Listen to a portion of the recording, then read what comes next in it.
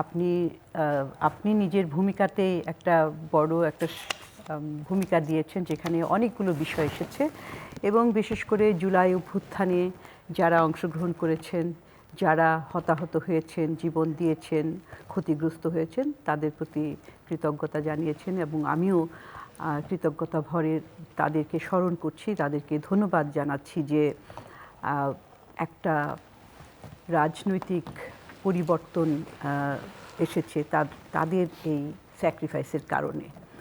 এবং যেমনটি আপনি বললেন যে আসলে এই জুলাই অভ্যুত্থানের কীভাবে সূত্রপাত ঘটল, এটা যদিও কোটা কিংবা সরকারি চাকুরিতে সুযোগ পাওয়ার দাবি নিয়ে শুরু হয়েছিল, কিন্তু আসলে অন্তর্নিহিত কারণটা ছিল আসলে অর্থনৈতিক, এবং তার বাইরেও অর্থনৈতিক, রাজনৈতিক, সামাজিক যে সমস্যাগুলো, এই সমস্যাগুলো পুঞ্জীভূত হয়ে এমন একটা জায়গায় পৌঁছেছিল যে এটার একটা বার্স্ট কিংবা বিস্ফোরণ প্রয়োজন ছিল কিংবা সময় হয়ে এসেছিল, সেইটারই বহিঃপ্রকাশ।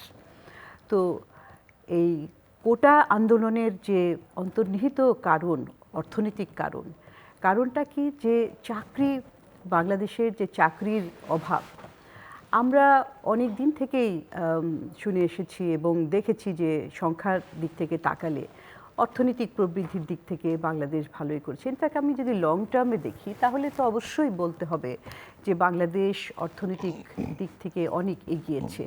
5 দশকের অধিক সময়ে শুরুতে যেরকম ছিল ভঙ্গুর একটা অর্থনীতি থেকে আজকে এখানে একটা শক্তিশালী অবস্থানে দাঁড়িয়েছে। কিন্তু তারপরেও কথা যদি আমরা আরও একটু গভীরে যাই, যে প্রবৃদ্ধি যেটা হয়েছে 6%, 7%, 8%, যদিও এগুলো একটু অতিরঞ্জিত, কিন্তু তারপরেও যদি আমি ডিসকাউন্ট করে কমাই, তারপরেও যদি 5-5.5% ধরি, তাহলেও কিন্তু একটা ভালো উন্নয়ন বলা যায়। কিন্তু যেই উন্নতিটা হয়েছে সেটার কিন্তু একটা অন্তর্নিহিত একটা ভঙ্গুরতা ছিল। সেই ভঙ্গুরতা কি, প্রবৃদ্ধি যেটা হয়েছে সেই প্রবৃদ্ধির সাথে বিনিয়োগের কোনো সামঞ্জস্য ছিল না। মূল্যস্ফীতি তো অনেক। হ্যাঁ, তারপরে সেই প্রবৃদ্ধি চাকরি দিচ্ছিল না। হ্যাঁ, চাকরি নাই বাজারে, চাকরি নাই, কারণ বিনিয়োগ তো নাই, ব্যক্তি খাতের বিনিয়োগ নাই, একমাত্র চাকরি হচ্ছে সরকারি চাকরি। আর সরকারি চাকরিতে কয়জনকে আপনি চাকরি দেবেন? মোট প্রয়োজনের 5% মতো কিন্তু এই সরকারি চাকরিতে থাকে। তো সেইটার মধ্যে আবার যখন বিভিন্ন ধরনের কোটা দিয়ে বিভিন্ন গোষ্ঠীকে তাদেরকে বিবেচনা রেখে তাদের জন্য রাখা হয়, তার মানে হচ্ছে যে ওই কম একটা বাস্কেটের মধ্যে থেকেও আরও কমে যাচ্ছিল, তখনই তারা আন্দোলনটা করেছে। এখন যদি ওই যে উন্নয়নের গল্পের সাথে যদি চাকরির সুযোগ থাকতো, বিনিয়োগ থাকতো, এবং সেটা যদি হতো, তাহলে এই যে মূল্যস্ফীতির কথা আপনি বলছেন, যে উচ্চ মূল্যস্ফীতি, তখন সেই মূল্যস্ফীতিটাকেও তারা সয়ে নিতে পারে, জনগণ সেটাকে অ্যাবজর্ব করে নিতে পারে কিছুটা হলেও। কিন্তু একদিকে মূল্যস্ফীতি, অন্যদিকে চাকরি নাই, ইনকামও বাড়ছে না, তো ওই রকম একটা অবস্থায় কিন্তু সামগ্রিকভাবেই জনগণ, সেটা আপনার শুধু ছাত্রছাত্রীরা না, আমি, আপনি, এমনকি ব্যবসায়ী যারা আছে, তারা প্রত্যেকেই কিন্তু কোনো না কোনোভাবে একটা চাপের মধ্যে ছিল। তো সেই কারণেই যখন এই জুলাই অভ্যুত্থান শুরু হলো, জুলাই আন্দোলনটা, তখন শেষের দিকে যে কিন্তু সবাই সেটার মধ্যে যুক্ত হতে থাকলো, কারণ সবার মধ্যেই একটা বঞ্চনার একটা ছায়া ছিল। কোনো না কোনোভাবে তারা যেই ধরনের অর্থনৈতিক সুযোগ সুবিধা চাচ্ছিল সেটা কিন্তু পাচ্ছিল না, বরঞ্চ হ্যাঁ, সম্পদ সৃষ্টি হয়েছে। আপনি বলতে পারেন যে আমাদের অর্থনীতির আকার বেড়েছে, জিডিপির আকার বেড়েছে, কিন্তু সম্পদটা কোথায় এসে গেল? একটা জায়গায় যেয়ে কিন্তু সেটা পুঞ্জীভূত হয়েছে, এবং যার কারণে প্রবৃদ্ধি হয়েছে, আবার বৈষম্য বেড়েছে।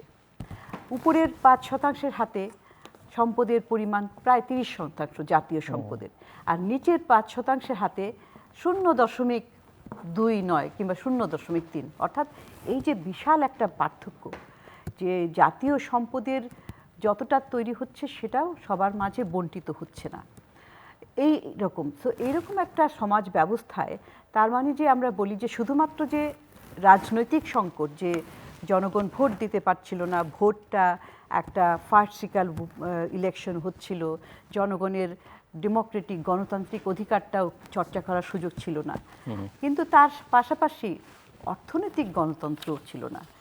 ডেমোক্রেটাইজেশন অফ ইকোনমি যেটা আমি বলি, যে অর্থনৈতিক উন্নতি হলে সেটার সুফলটা সবার কাছে যাবে, সেরকম একটা পরিস্থিতিও ছিল না।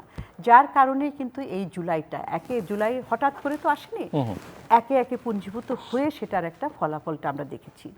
তো সেই কারণেই জুলাই থেকে যে আশা আকাঙ্ক্ষা যেটা ছিল, যে এমন একটা সমাজ ব্যবস্থা হবে, এমন একটা রাষ্ট্র ব্যবস্থা হবে, যেই রাষ্ট্র কিন্তু সকলের দেখাশোনা করবে, শুধুমাত্র একটা গোষ্ঠীকে না, শুধুমাত্র একটা দলীয় সদস্যদেরকে না, কিংবা শুধুমাত্র একটা গোষ্ঠীকে দেখবে না, এক ধরনের যারা খুব লয়াল ব্যবসায়ী কিংবা লয়াল প্রাইভেট সেক্টর যারা কিনা তাদের গুণগান গাইবে সেরকম দেখবে না, বরঞ্চ সকল। কারণ যখন যেই সরকার ক্ষমতায় থাকে সেই সরকার সকলেরই।